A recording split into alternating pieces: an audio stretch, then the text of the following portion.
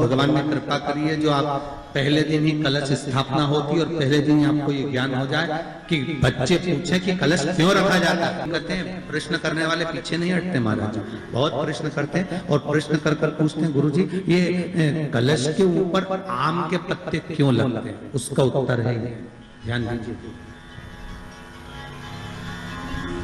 प्रश्न बहुत है तो उसके उत्तर भी बहुत है, बस उसको समझने वाला चाहिए।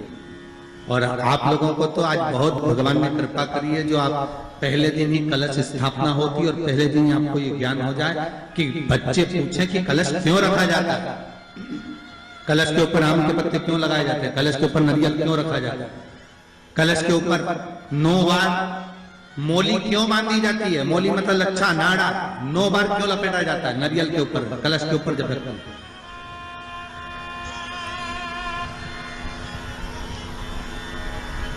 कलश के ऊपर जब जब श्रीफल रखाता है, नारियल रखाता है, तो उस पर 5 बार 7 बार मोली नहीं लपेटी जाएगी, तो 9 ही बार लपेटी जाएगी। 5 या 7 बार लपेटते हैं तो कहते हैं कि लक्ष्मी की छिन्नता होती है, और वो 9 बार लपेटी जाती है तो भरपूर लक्ष्मी का भंडार भरती है।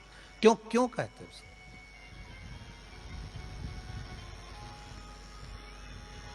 महाराज आम के पल्लव, तो मैं केवल आपसे इतना सा निवेदन करना चाहती हूँ, आपसे केवल इतना कहना चाहती हूँ कि प्रभु मेरे मन का संशय मिटा दीजिए, और जो आम का वृक्ष मेरे पति के साथ जलकर भस्म हुआ है उसकी विनती को आप स्वीकार कर लीजिए, आप उसके लिए भी कुछ कृपा कर दीजिए।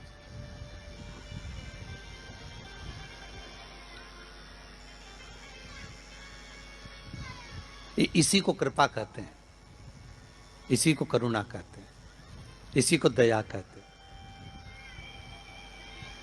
भगवान बोले अब आप आई हो रति, ठीक है, मांगो क्या चाहिए, बस इतनी कृपा कर दीजिए कि आम के वृक्ष का भी उद्धार कर दो।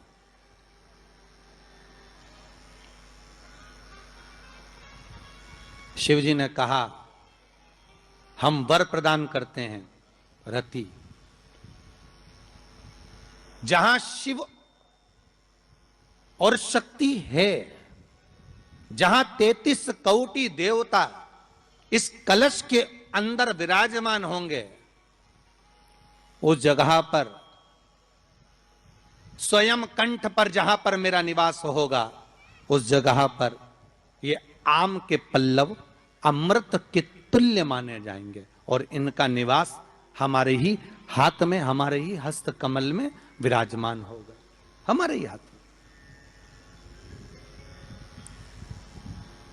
कितना सुंदर है महाराज जी।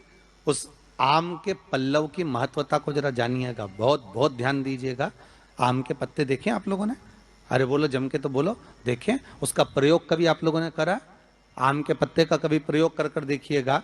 अभी तो नवरात्रि नवरात्रि का 5वां दिन रहा है, और मान लो कि आपके घर में किसी बच्चे की, लड़के की या लड़की का या मंगल विवाह नहीं हो रहा हो, या शादी नहीं हो रही हो, या उस लड़के लड़की के लिए बहुत प्रयास कर लिया आपने और उसकी शादी हो ही नहीं रही, अथक प्रयास आपने कर लिया और उसका मंगल विवाह नहीं हो रहा, तो ये देवी भागवत में स्पष्ट कहा गया, देवी भागवत में वर्णन किया गया है, देवी भागवत में वर्णित किया गया, और देवी भागवत में कहा गया कि आम का जो पत्ते होते हैं, आम का जो पत्ता होता है, आम का जो पल्लव होता है, उस आम के पत्ते पर हल्दी और सिंदूर, इन दोनों से स्वस्तिक का निर्माण किया जाए। देवी भागवत का संवाद है, बहुत ध्यान देना महाराज। जिन कन्याओं का विवाह ना हो पंचमी के दिन, नवरात्रे की कोई सी भी पंचमी, मतलब जो पंचमी तिथि पड़ेगी, कोई भी नवरात्रा हो, चाहे वो 4 नवरात्रे में से, चाहे वो पौष का हो, अश्विन का हो, चैत्र का हो, आषाढ़ का हो, किसी भी नवरात्रि में आप कर सकते हैं। एक पान के पत्ते पर, एक ही पत्ते पर जो 2 स्वस्तिक बनेंगे, एक हल्दी का बनेगा, एक सिंदूर का बनेगा। बस अंतर इतना है, जो हल्दी का स्वस्तिक है उस पर कंकु के चावल, अर्थात रौली के चावल, रौली कुंकू के चावल रखना है, और जो सिंदूर का है उस पे हल्दी के चावल रखना। इतना रखकर जिस लड़का लड़की का विवाह नहीं होता उसकी हथेली पर रखकर उसका नाम और गोत्र बोलकर महाराज उसको ले जा नीम के पेड़ के नीचे उसको रख दिया जाता है। मात्र 3.5 या 4 महीने ऐसे रहते हैं जिसके अंदर उस लड़का लड़की का विवाह पक्का हो जाता है। जिसका विवाह नहीं होता केवल उसी के लिए, जिसका मंगल विवाह ना हो रहा, आम के पल्लव में शिव का वर प्रदान है। आम के शंकर की आराधना करने से नवरात्र में शक्ति का बल बढ़ता है।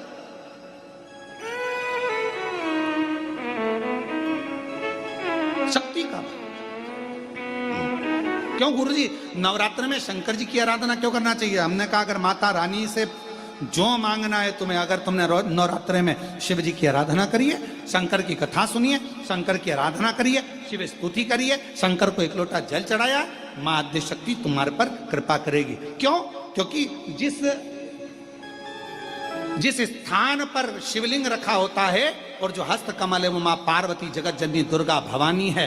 जब हम जल चढ़ाते हैं मां आद्य शक्ति अम्बा जगदम्बा 64 योगनियों पर वो जल चढ़ जाता है और जगत जननी नवरात्र में प्रसन्न हो जाती है। वो जल की इतनी महत्वता है। आद्य शक्ति को प्रसन्न करना है, नवरात्र में शिव जी को जल चढ़ाओ।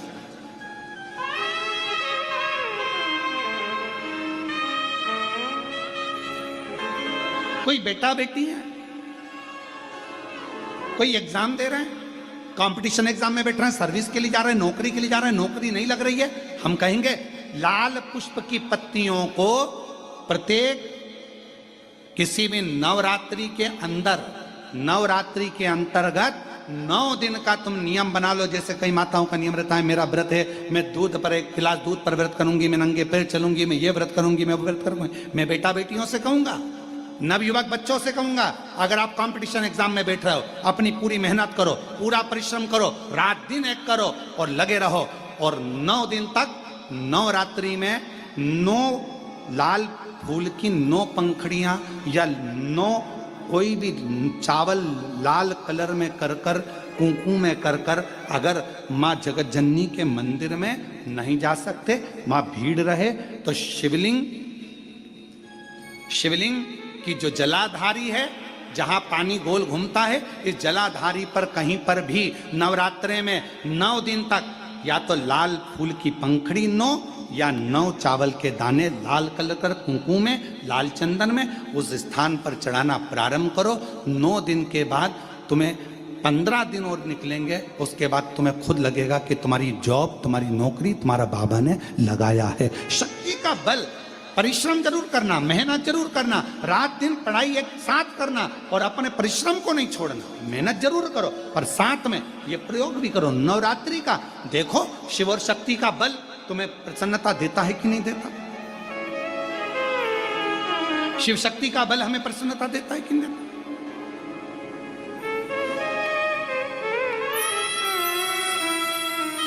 अब कई लोग ऐसे होते हैं, हम नवरात्रि आई है, माता रानी को भज रहे हैं, जगत जननी दुर्गा भवानी को भज रहे हैं, पर शिव जी के मंदिर तक नहीं जा रहे, समय नहीं मिल रहा मंदिर जाने का, क्योंकि माता जी के मंदिर जाते हैं, माता जी को प्रणाम। अरे उस शंकर को पहले भजो, सवेरे उठते से ही पहला 1 लोटा जल शिव को, क्योंकि उसी के माँ जगत जननी हस्तकमल पर जल जाना जरूरी है। शंकर का चढ़ा वो हमें फल प्रदान करे, सुख दे।